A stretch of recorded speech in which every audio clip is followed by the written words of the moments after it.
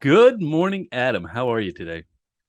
I'm doing fantastic, Carrie. Good to be on your show. Man, Thank you for I tell having you me. what, I'm so excited that you're here. But before we get into look, you have this thing. You're going to talk about how you can grow your business 600% in as little as I think you said 18 months. All right. That's correct. Yeah. 600%. Man, that's a fantastic claim. Before we get to that, who are you and why should we listen? Great. I'm an operations specialist. I've been working in operations for several years and just recently left my role as director of operations for a seven-figure company. Prior to that, I was a special operator in the United States Army. The gun-toting operator. That's right. Yes. So, all right. So, when you say you're an operator, do you mean that you used a gun to get people to help you get to 600%, or did you use some other technique? Oh, well, it was very different skill sets that were required in both of those. Oh, Actually, my primary skill in the military was a skill called psychological warfare, which sounds kind of scary, but it's social marketing on a military scale.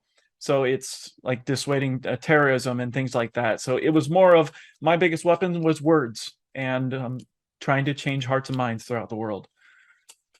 all right. We're going to leave that discussion for another time. Yes, that's a whole nother discussion. All right. So, okay, let's dive into this growth phenomenon. A 600% growth in 18 months. I mean, that claim is just fantastical, right? Fantastical. Yeah, And you gave me the numbers, so I'm going to put them out there. And that growth is 350,000 to 2.1 million in 18 months. that's correct. All right. Now I see on your wall back there, you have a trophy. I know what that trophy means, right? That's a trophy for having in 12 months $1 million revenue coming from a single source, a single funnel, right? Correct. Landing page, the whole thing. One. All right. Correct. So let's talk about that. Where were you, and what did you do to initiate this kind of explosive growth? Oh, well, the trophy it's called the Two Comma Club. It's from ClickFunnels. And basically what we did to fuel this growth was to get both myself and the CEO of the company out of running the company and into leadership positions where we could grow the company. So this was a very deliberate process of itemizing what we were doing on a daily basis and finding ways to offload those very tactical and technician tasks to people we would then bring onto the team. What this does for us as creative entrepreneurial personality types is it frees up that creative space in our brain that's so bogged down with running our businesses.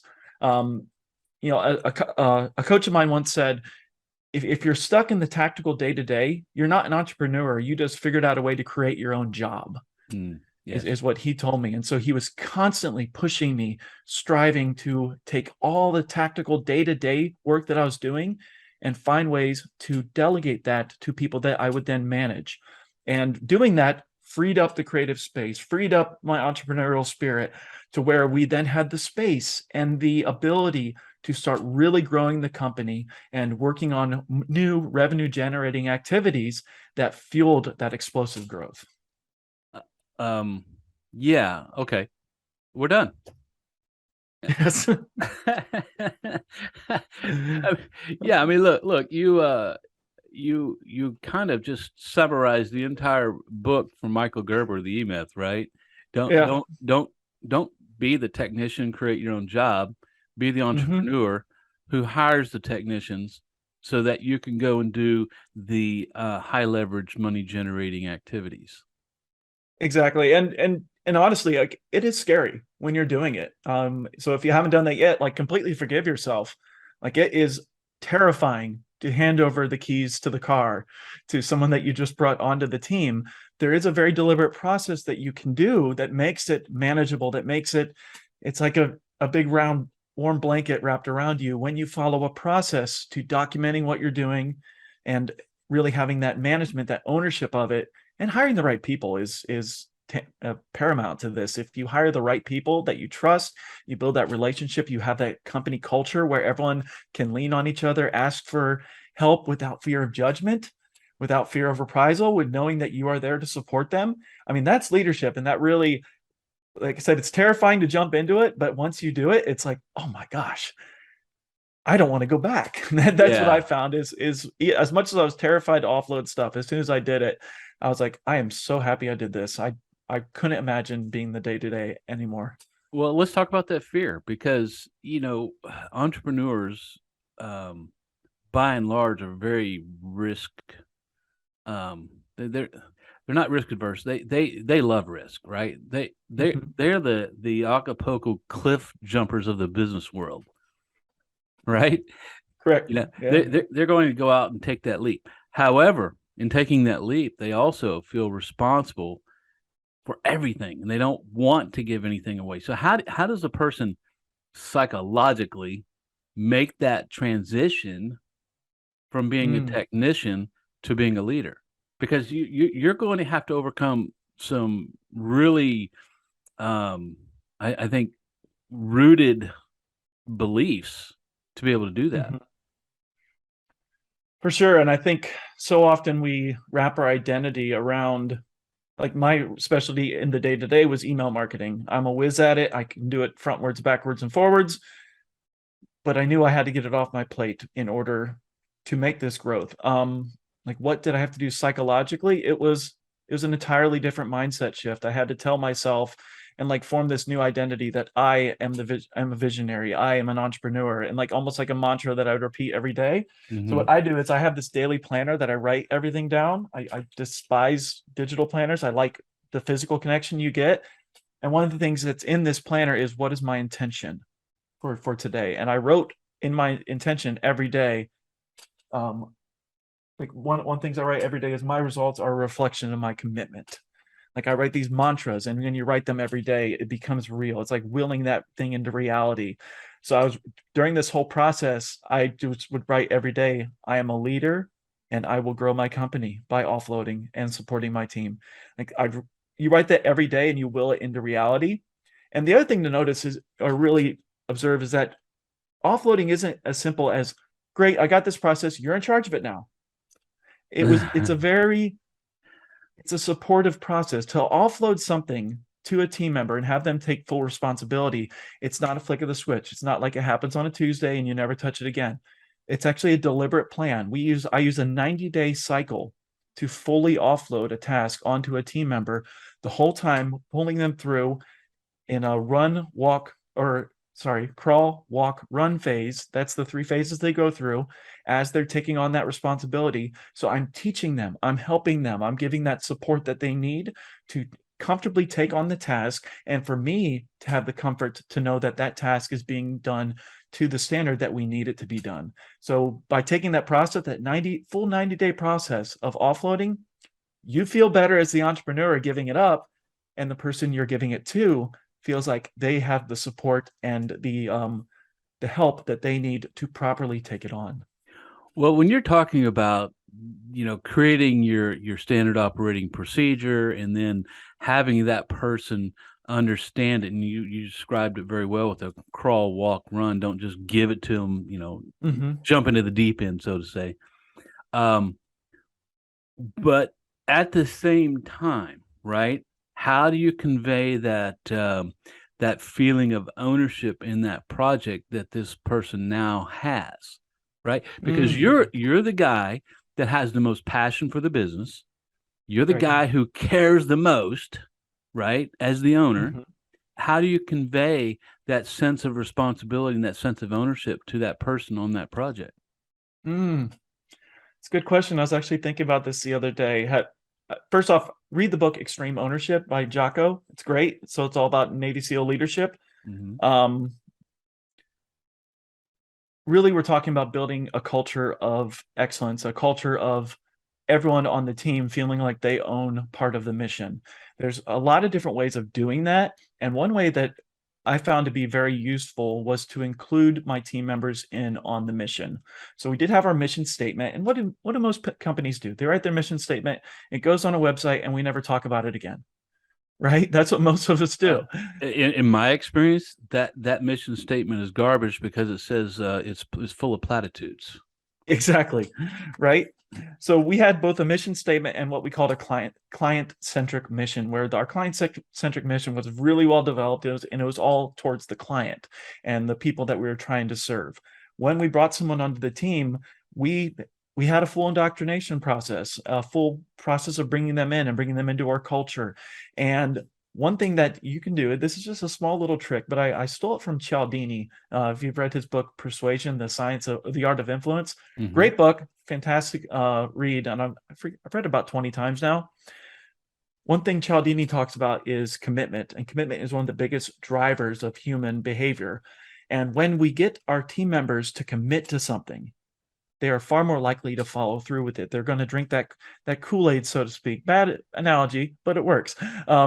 So what I would do is I'd actually have my team, we would start every meeting with talking about our clients, talking about our mission. It wasn't me talking about it. I would have my team members do it and have them reiterate the mission that we were on and what we were trying to do, how we were helping people, and how we were changing lives in our company. And when they were phrasing it and speaking it out of their own mouths, what was I really doing? I was getting them to commit to it as well.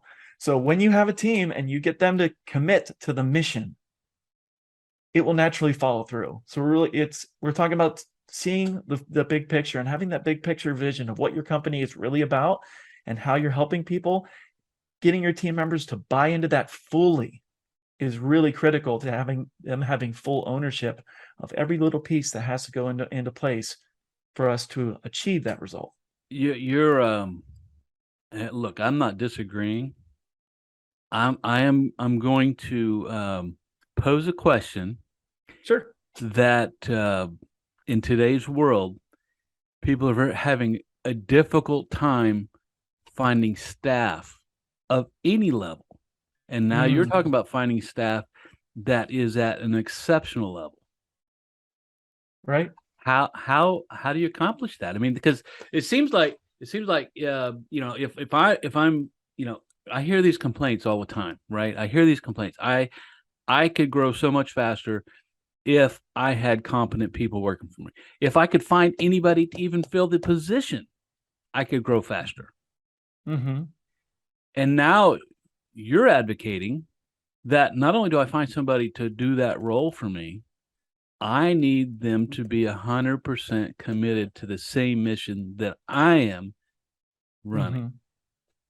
How? Gotcha. Well, with that company, it was a music education company. Finding dedicated musicians was, I won't say easy, but we had that leg up where we were so focused on something that people are passionate about. We never had a problem like getting applicants. We got tons of applicants for any job that we would put out there.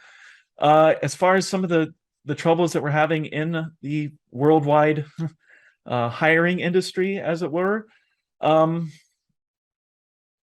would say the people are out there. It's a matter of finding someone with a root level of competence and taking them under your wing, showing the excitement that you have for the project. Excitement and passion is infectious. And if someone comes onto your team, I know that whenever we brought someone new onto the team, I was with them. Even though this is a remote environment, my team was spread from Europe all the way to New Zealand. So we were a worldwide team. We only met over this Zoom environment. But I would meet with them every single day during their initial 30 days on the company. So I developed a relationship with them. I showed them my passion. By me being passionate about what we were doing, like I said, that's infectious. And for whatever it's worth, we hired several people over that time period. I think 8 people total.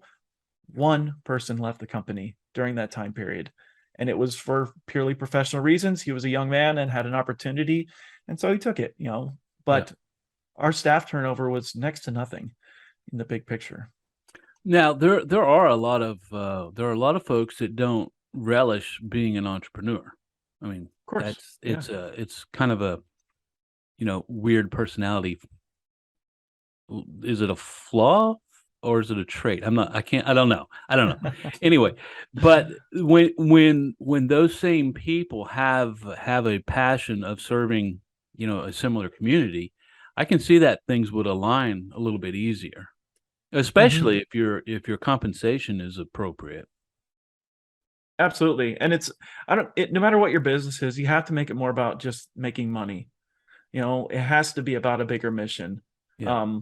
Even at McDonald's, I mean, great example. What does McDonald's sell? They don't sell hamburgers. They sell happiness. And that was my first job ever, was actually at McDonald's. And we had our owners were those happy, bubbly people.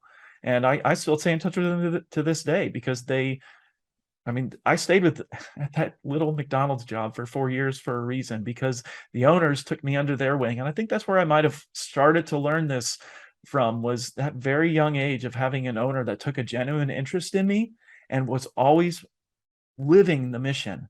They lived that happiness. And actually, I just talking about this, I've just put those pieces together in my brain for the first time ever. That's great. That's what I love about doing these kinds of interviews, is we end up exploring things in our own brain and our own origin story.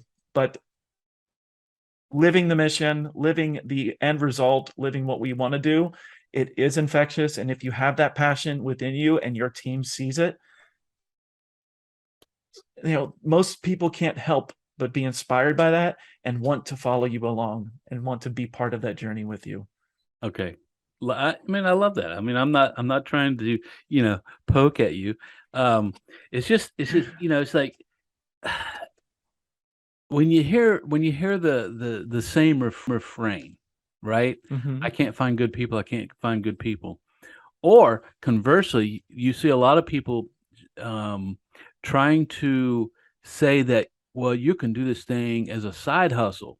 It's like, you're not even competent. How are you, like, why are you getting into this thing as a side hustle? And it's just like, it creates this, maybe I'm jaded, right?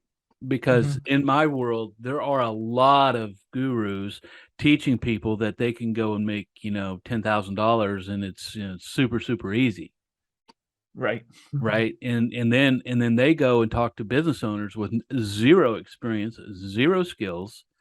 And, it's like, okay, now the business owner's paying money to get a service, and he's dealing with somebody who has no idea of what they're doing.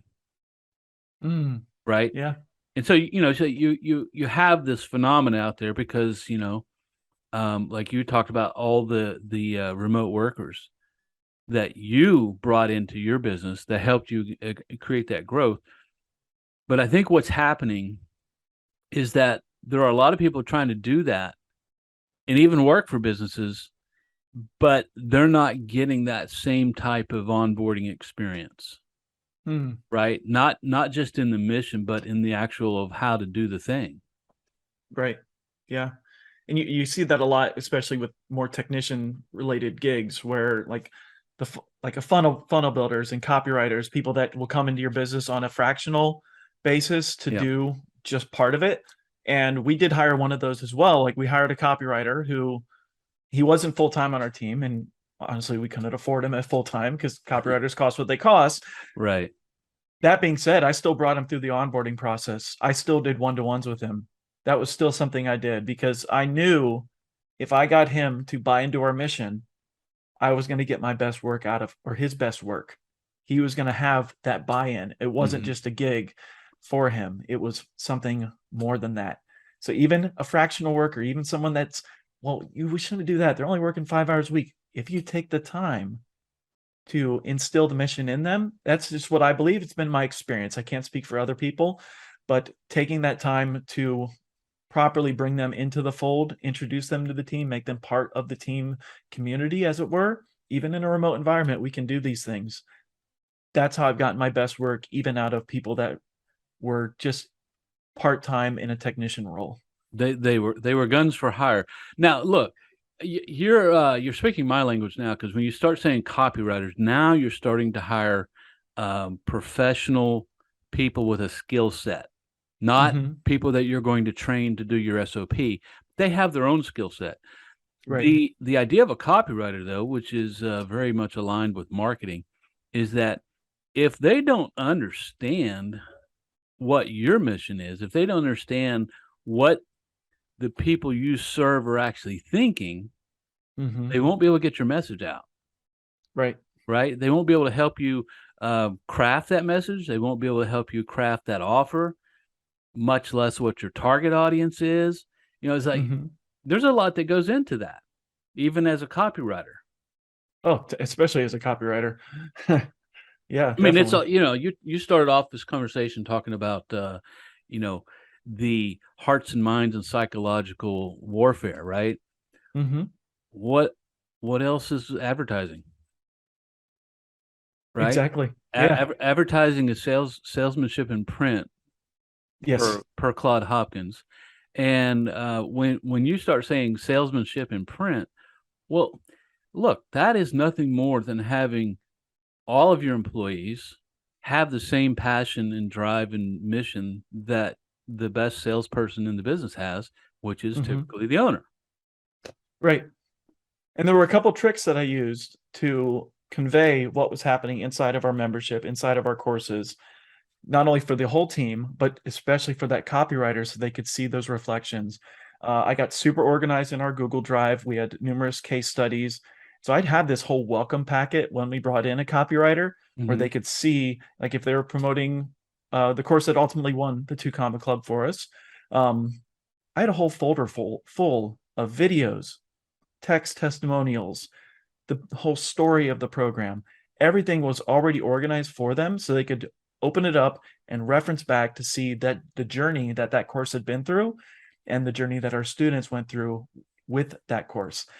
Another little trick that we used was we used Slack, and we had a channel in there that we called wins. Those were not our wins.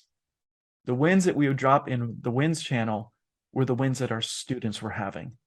So everyone on the team was empowered to, anytime they got a good comment on our customer service channels, a Facebook post, the membership site, like a message board inside the membership site, no matter where we were seeing our students have success, they take a quick screenshot, drop it into the wins channel, and it became part of our culture. Sure. Is celebrating those wins. And it was almost like a competition to see who could come up with the best wins of the week. It was a competition. I made it how we would lead every Monday morning team call. We'd start our week with a team call. And the first thing we did was, okay, what's the win of the week? And everyone would share their win that they had for the week. And we would vote who had the best win, who found the best win for the week. Right. So instilling that into our culture at the front end of our meeting, like I said, winning is infectious. People having results and seeing their lives change is infectious. All these are very subtle ways of getting everyone just excited about what they're doing. Even if it's, well, today I have to set up 27 pages in WordPress. What a boring job. Unless you're setting up those pages in WordPress in pursuit of an outcome. Right. When you're doing that, it becomes joyful work. Right. Because once you do that, then you have a win, right? I completed this thing that's along the journey to success. Look, I think a lot of coaches miss that opportunity. It's like they're coaching others to be successful, but they're not focusing on the wins of the group. Right. Now, I happen to have a coach, and I'm a big advocate of having one. And this person, man, hundreds of video wins, of screenshot wins not from him, but from his the people he's actually coached. Yeah. It's like, when you get on that mastermind, and it's always the same. Well, who had some wins? What were they? Let's talk about them. It's always the thing that jump starts the conversation. And it's something I do in my daily planner. The last thing I do every single day before retiring is I have 2 columns in my planner. The one says, what am I grateful for? And where did I win today? I do that every day to end my day. I live in gratitude. I live in victory and winning. And like gravitating my mind towards that. And what I find is, and this is like really weird, when you have to catalog your wins at the end of the day, you spend your whole day looking for them and acknowledging where you're winning. because you have to write it down at the end of the day. I Right, mean, right. you're only accountable to yourself, but you made that commitment to do this. I will fill this out every day. So you spend your whole day looking for areas to be thankful. I like that. Where How do you cool. find your biggest information about mindset? Because you've mentioned this several times now. You mentioned journaling, you mentioned mindset, you mentioned like this tip for looking for the wins. Mm-hmm. Where do you get your mindset growth? Who do you recommend? I mean, you mentioned Jocko Willink, right? You Yeah. mentioned him, but who else would you look to and recommend others go to look at? Yeah. I mean, the coach that changed my life was Alex Sharfin. He really, Yeah, and I know that's Alex. actually, I use his planner. It's his planner. Okay. And Alex just changed my life in a very, very positive way.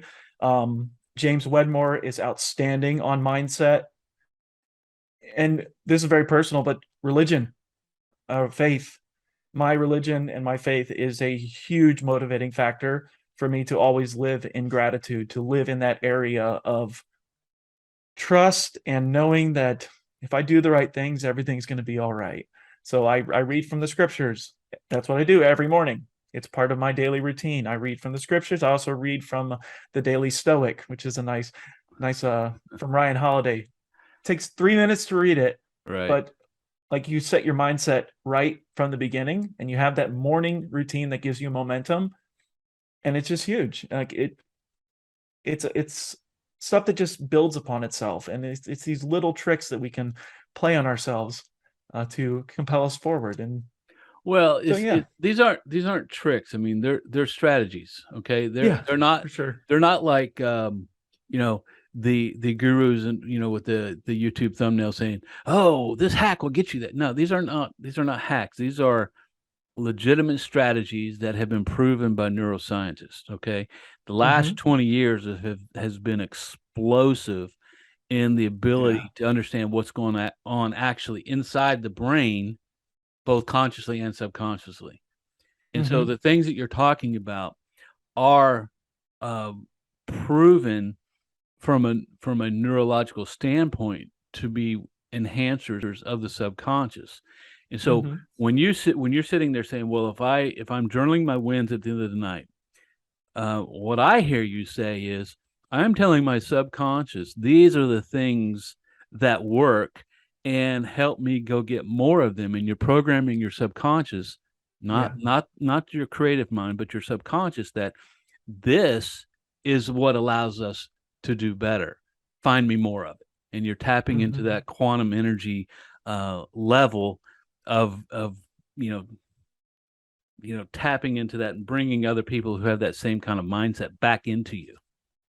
And Jim Fortin is a great resource to learn more about that, like tapping into your subconscious mind and like activating it. That's how I learned a ton from Jim Fortin about really working on that part of my brain. So that's another resource I would recommend. Okay. Yeah, I mean, I love that. I love that neuroscience aspect it's awesome. of the subconscious. Is like, Bruce Lipton is a PhD molecular cell biologist. He's been around for a long time, and one of his messages is that when we look at biology, we kind of tend to believe that we're all just set in DNA, and however we come out, and that's it, right? The nature versus nurture argument, right? Now, he's also proven that that's wrong. That's 100% completely wrong, and it changed his entire career trajectory, because the environment can override your DNA. Right. Yeah. So when we're talking about journaling, when we're talking about positive self-talk, you didn't mention that, but I know it's there, that what we're doing is we're actually changing our environment for ourselves so that they understand it's not our DNA. Don't believe whatever your teachers told you or whatever your parents told you in a negative sense. Just, keep doing these things. And Yeah. say, all right, you're an entrepreneur. You're an operator, and you've figured out how to make your brain work better. Yeah. I mean, it's been a journey for sure. And but like I said, I love these kind of interviews because like I got light bulbs going on in my head, like, oh my gosh, I did do that. That's great. Fantastic. And now I want to go do more of it. Like you activated my own win column today. So it's so infectious. And when you find it, when you see those victories, when you feel it deep inside, like we all know how good that feeling is. Mm-hmm. And you just want to go get more of it. Like we're all creatures of the dopamine, right? We want more of those dopamine hits. Yes. And so creating a culture of winning for yourself, like you just want more wins. I just want to keep winning. Well, just know this, Adam, that this is going in my win column for the day. All right. Awesome. Mine too, for sure. All right. So I have some different kind of questions for you. Ready? Uh-oh. Here we go. Yeah. What are the biggest struggles you face today, and how can I start thinking about those ahead of time for myself?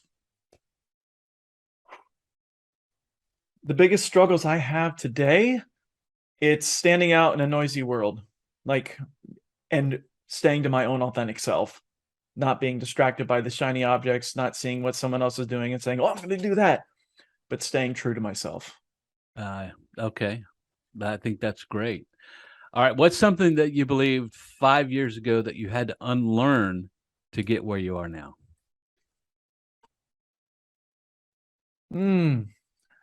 I believe that it was all about the hustle. And the more harder you hustle, the more you're going to make, the more successful you're going to be. Yes. I believe there's a time for hustle. To put it in full context, we all have our hustle times where you got to put your nose down and get it done. But it's hustling in pursuit of an outcome. So the flip side of the Gary V hustle culture. Yeah, but with respect to Gary V, I mean, I think he's turned the corner on that, because it used to be all about the hustle, the hustle, the hustle. Yeah, and I've seen a ton of people hustle, and never get anywhere. When you have a strategic vision, when you have a strategic direction, I'll be honest, I still pull all-nighters sometimes when I have something I want to get done. Right. Other than that, I try to stick to a normal workday. When I pull an all-nighter, it's because I need to get this done. I want to get it done. And I'm working from that place of abundance and that place of clarity and that place of joy to be working. Yeah. Rather than I have to hustle hard to get this done. Right. No, I certainly have done the same.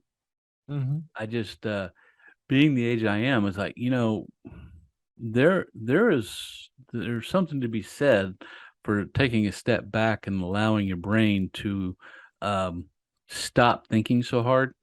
Mm-hmm. Because when your conscious brain is always going, your subconscious brain can't find your answers. Right. Yeah. It's like, you've heard the saying, so many people come up with this, fantastic idea in the shower. Well, it's because they're not thinking, right? They're not consciously thinking anything. And so their subconscious has been working on it, and now it allows it to come out. I've gotten some of my best ideas in the dugout coaching my son's baseball game, because it's like I took my mind off of this for a while and just focused on my kids. Yeah. And I, like, in the middle of a pitch, I'm like, oh my gosh, there it is. Yeah. Holy cow. And it's by taking time away, I got it. Yeah. Exactly. And I think, and that's the issue I have with the promotion of that hustle culture. You don't ever, get away from the grind. Mm-hmm. You cannot always be grinding. No. So, all right, Adam, fantastic conversation. Loved it. I like the tips that you brought that were less business oriented, but all about business growth. Exactly. Yeah. Right. I love that. Personal development is professional development. If you develop yourself as a person, it will reflect in your business. It will reflect in your money outcomes. It's just at this point, I don't think it can be disputed as scientific. It's scientific fact at this point, right? I don't think that can be disputed. We've seen It is over and over again. absolutely scientifically proven. Absolutely. Yep. All right. So where can people find you? Who do you serve? What's your mission? Absolutely. So you can find me at my website. It's adamliette.com. That's ADAM. I always have to spell this. Liette. So I got one of those weird last names. But fortunately, with a weird last name, you can find your domain name. Awesome. So I train operators. Operator being the number 2 in the business, the person running the team, running the day-to-day operations of the business. Those are my people. I love our operators. And I help them become the operator that's capable of running that team and fueling that explosive growth. Oh, that's awesome. That's awesome. So and actually, I'm developing a course right now on hiring, so it might be out by the time this episode is released. If it is, Carrie, I'll get you that link, because I am coming out with a mini course on the hiring process that I use. I think that would be very timely. I mean, we talked about the issues that a lot of people have, with hiring. I mean, I was talking to a client just yesterday, and he's frustrated, and he's like, I think I'm going to have to go to the high school and create a tech class to train people to come into my industry, because there's just nobody out there that will do what we want them to do. You know what's funny about that? I live in rural Ohio, so it's a farming community, and like roughly 70% of our high school graduates go on to college. The other 30% work in trades. One of the local businesses here, they produce farm equipment. Okay. And they treat hiring of a new employee the same way Ohio State treats signing a 5-star recruit. They have signing day into the new company. They do the hat thing. I mean, they treat signing with this company as a celebration, because it is. It's awesome. Like this young man or young woman. It certainly should career. Be. Yes, it certainly should be. Absolutely. Yeah. Yeah. That's how they've fueled their own growth, is by saying, well, let's do that. Let's recruit from the high school, show them that this is a career, and you're going to make a ton of money and be super happy with it. And we're going to celebrate you when you do that. So I love it. It's awesome. I love that so much. I'm gonna go relay that to my client, because I think we have, as a society, we have failed to take Mike Rowe's advice, right? And celebrating the trade, celebrating the blue collar worker who really helps keep us moving forward, right? 100%. So it's like this idea that, well, you have to go to college. Well, for what? To become a barista? I mean, come on. All right. Well, I have 2 college degrees, so I don't know what I can say about that. But well, you're not a barista either. I'm not a barista, right? All right. This has been very fun, Adam. I appreciate your participation. Thanks for being a guest. Thank you for having me, Carrie. This has been amazing, and look forward to the next time our paths cross. Very good.